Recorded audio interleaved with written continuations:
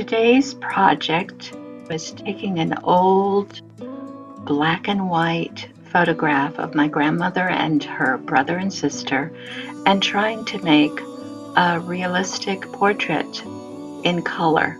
But there was an intermediate stage this time.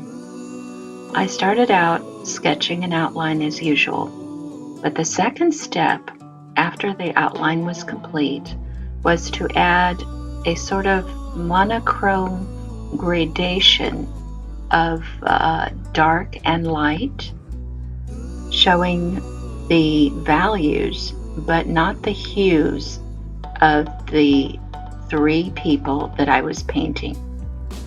So as you see, what I'm doing is I'm drawing with paint, and this was the start of it. And here I'm starting to add the highlights in white.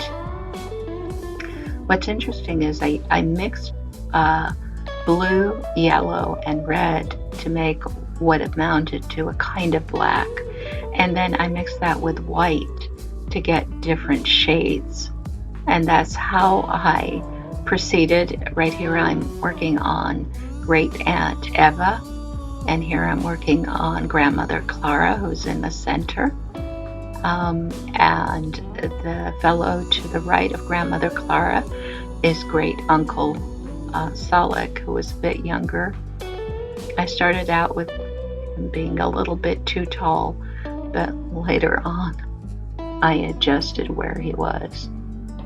And what you see that I'm doing is I'm trying to build sort of the structure of each of the people using variations between light and dark. So I'm making black shadows and white highlights and all sorts of intermediate tones to create something that won't look completely flat, because you don't want your painting to look flat.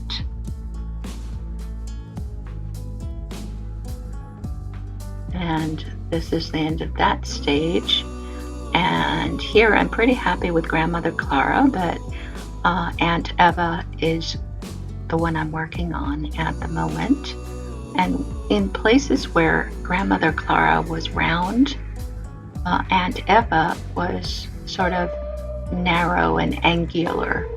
And I'm trying to capture her character.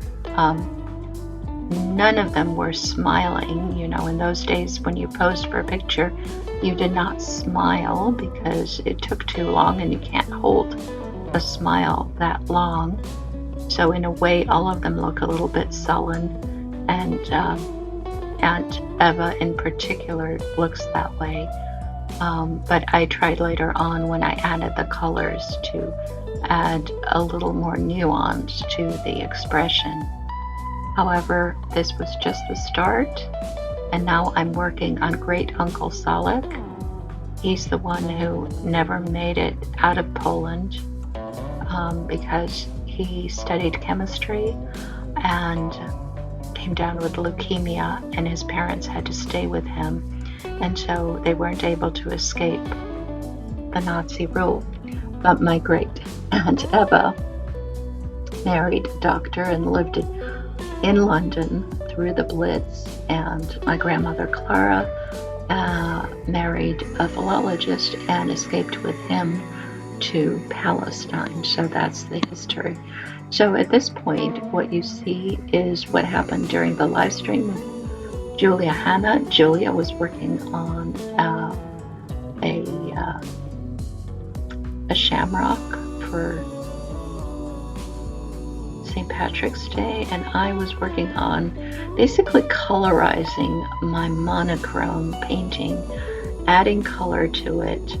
But since I don't have color in the reference photo, I had to kind of improvise and decide what the colors were going to be. My grandmother and her sister are dressed in sort of sailor suits, which were very popular at that time. And I suppose that my great uncle is also wearing something similar, although you know, the masculine version of it. I think they all had blue eyes.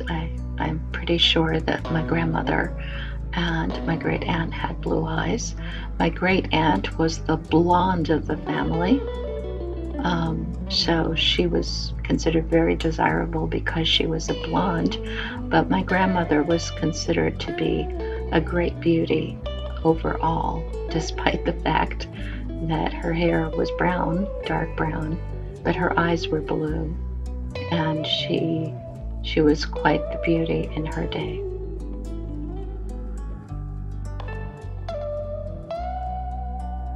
She studied mathematics. She got a master's degree in mathematics, and she was a very intelligent woman and very determined to leave Poland in 1939, even though a lot of people were staying. And it was because of her mistrust of the Germans that my grandfather and my grandmother and my father, who was 4 years old, crossed over the border at night through the Russian path to escape. And they boarded a ship to Palestine. And the rest is history, so to speak. So here you can see that I'm adding these colors, and I'm attempting to colorize the skin tone as well, but there remains a kind of artificialness to those colors because they do not arise with the shape. They're sort of added onto the shape, but it really has a nice feel to it because it reminds us of colorized photographs or colorized postcards. I've seen those and they have that same look. And so as a memento of my grandmother and her siblings, I'm pretty pleased with this. At the very end, I decided that the collar that my grandmother had must have been red rather than white because it was a lot darker than my great aunt's. And there you have it. That's pretty much it. So please subscribe and like.